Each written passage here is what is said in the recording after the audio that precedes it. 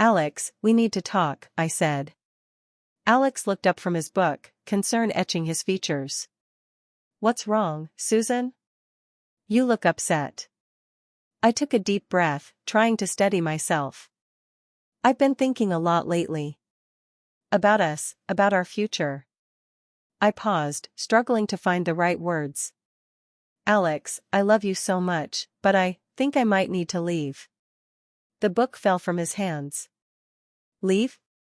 What are you talking about? Susan, I thought we were happy. Tears welled up in my eyes. We are. You're everything I've ever wanted in a partner.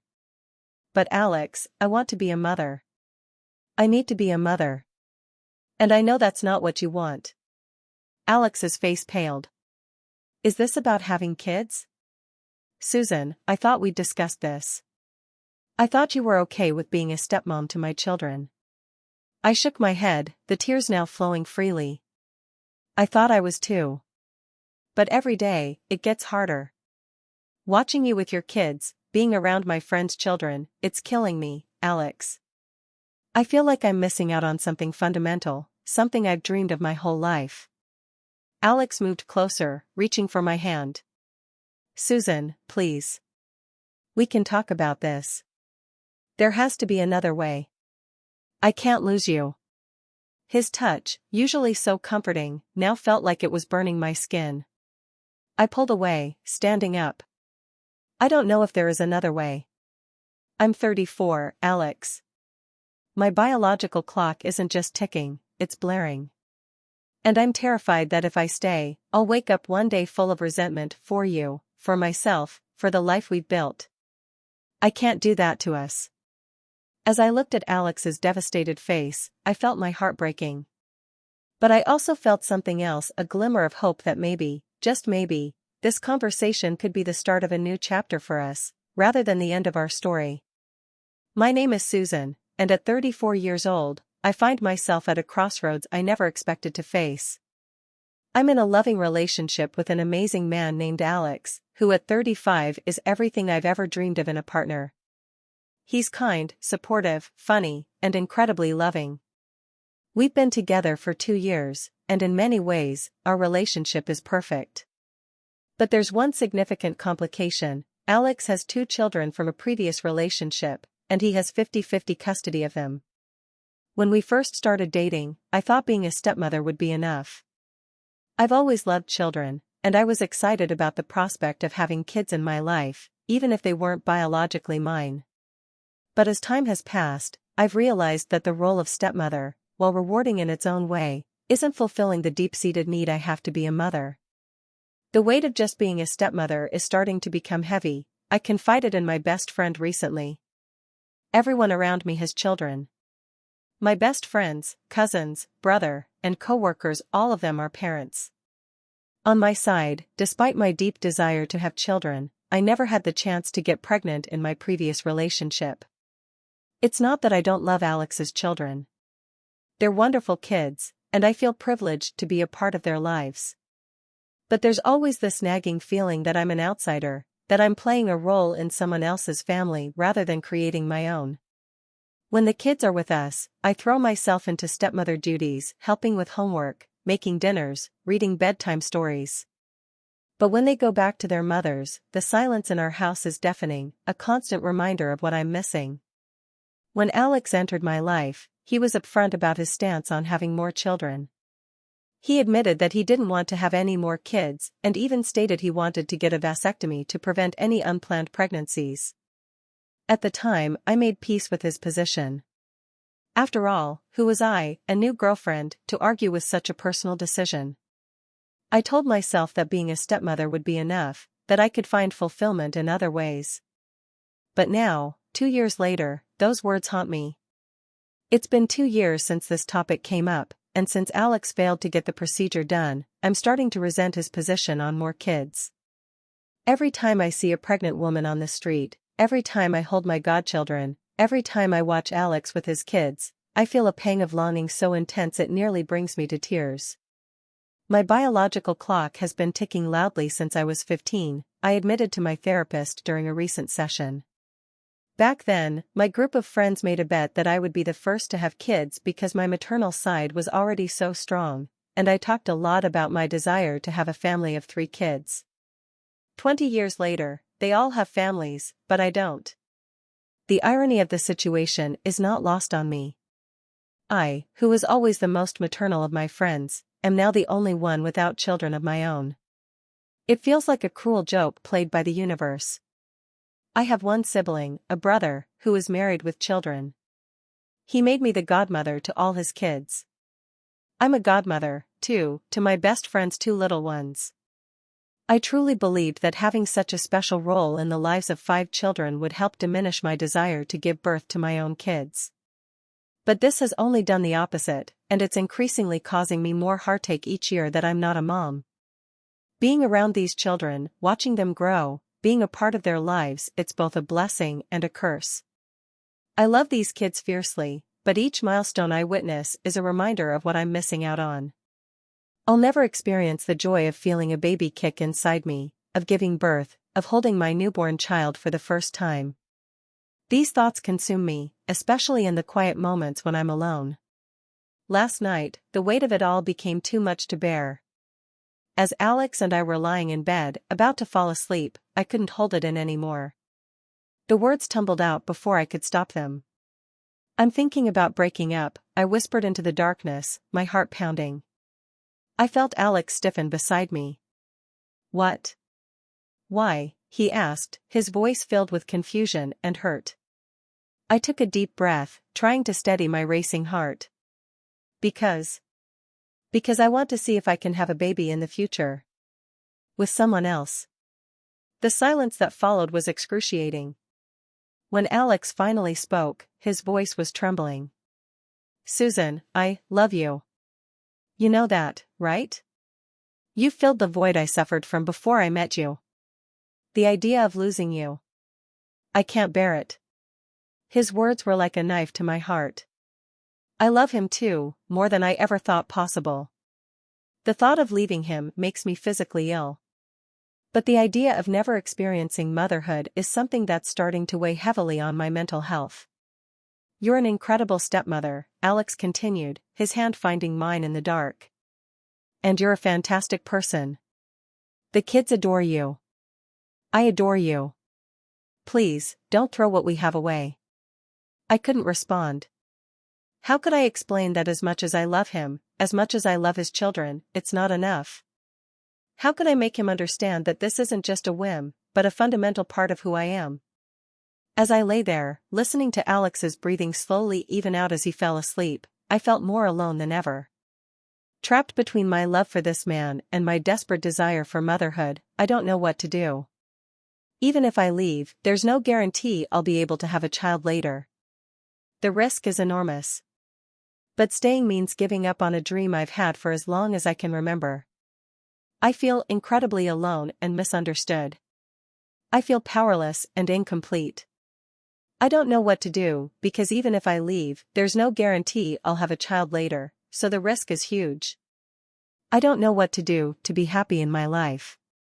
The next morning, I woke up feeling emotionally drained. Alex was already up, making coffee in the kitchen. As I walked in, he gave me a tentative smile, clearly unsure of where we stood after last night's conversation. Hey, he said softly, sliding a mug of coffee across the counter to me. How are you feeling? I wrapped my hands around the warm mug, grateful for something to focus on. I don't know, Alex. I'm confused, I guess. And scared. He nodded, his eyes full of concern. I've been thinking about what you said last night. About wanting kids.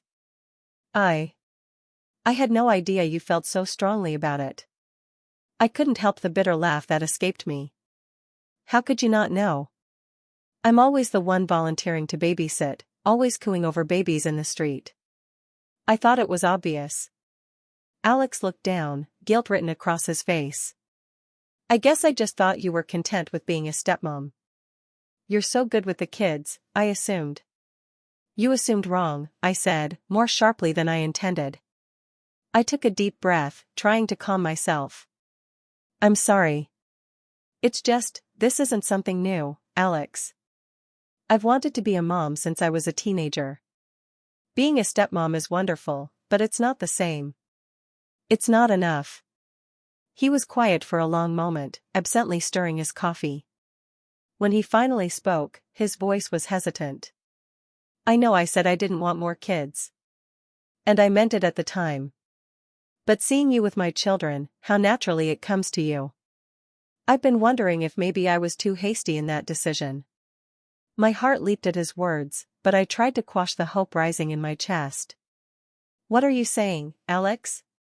He reached across the counter, taking my hand in his. I'm saying that maybe we should talk about this. Really talk about it. I can't bear the thought of losing you, Susan. If having a baby is that important to you, then maybe it's something we should consider. I felt tears welling up in my eyes. But what about the vasectomy? You were so sure about getting it done. Alex shrugged.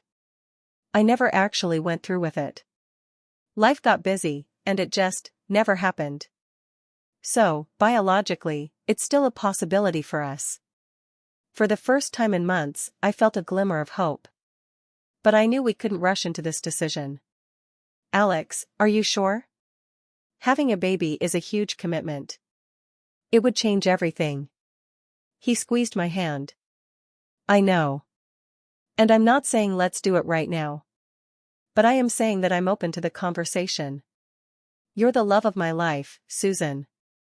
If this is what it takes to keep you in my life, to make you truly happy, then I want to at least consider it.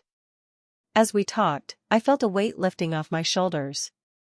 For so long, I had been carrying this burden alone, afraid to voice my true feelings, for fear of losing Alex. But here he was, willing to at least discuss the possibility of having a child together. Over the next few weeks, Alex and I had many long, deep conversations about our future. We discussed the practicalities of having a baby, our finances, our living situation, how it would affect his current children. We talked about our fears and our hopes. We even went to a couples counselor to help us navigate this major life decision. Throughout it all, I felt a mix of excitement and terror. What if we decided to try and I couldn't get pregnant? What if Alex changed his mind? What if I changed mine? But underneath all the fear and uncertainty, there was a growing sense of rightness. This was what I wanted. This was what I needed. Finally, after months of discussions and soul-searching, Alex and I made our decision. We were going to try for a baby. The day we officially started trying was both thrilling and terrifying. As I threw away my birth control pills, I felt a rush of emotions: hope, fear, excitement, anxiety. Alex held me close, whispering words of love and reassurance. Whatever happens, he said, we're in this together. The next few months were a roller coaster. Each month, I'd hope and pray, only to be disappointed when my period arrived. I started tracking my ovulation, taking prenatal vitamins, doing everything I could to increase our chances. Alex was supportive throughout it all, holding me when I cried after each negative test, assuring me that it would happen when the time was right. As the months stretched on with no success, I started to worry. What if there was something wrong with me? What if I'd waited too long? I made an appointment with my gynecologist, who ran some tests and assured me that everything looked normal. These things can take time, she said kindly. Just keep trying and try not to stress too much. Easier said than done. It was hard not to feel like a failure with each passing month. I'd see pregnant women on the street and feel a pang of envy so strong it almost took my breath away. I'd watch Alex with his kids and wonder if I'd ever have that same bond with a child of my own. But through it all, Alex was my rock. He never wavered in his support, never showed a hint of regret about our decision. His love and patience gave me strength when I felt like giving up. Then, almost a year after we started trying, it happened. I was a week late, but I was too scared to take a test. I'd been disappointed so many times before. But Alex gently encouraged me, holding my hand as we waited for the results. When those 2 pink lines appeared, I couldn't believe my eyes. I blinked, sure I was seeing things. But no, they were still there. 2 lines. Positive. We're pregnant, I whispered, my voice shaking. Alex's face broke into the biggest smile I'd ever seen. He pulled me into his arms, laughing and crying at the same time. We're having a baby, he said, his voice filled with wonder.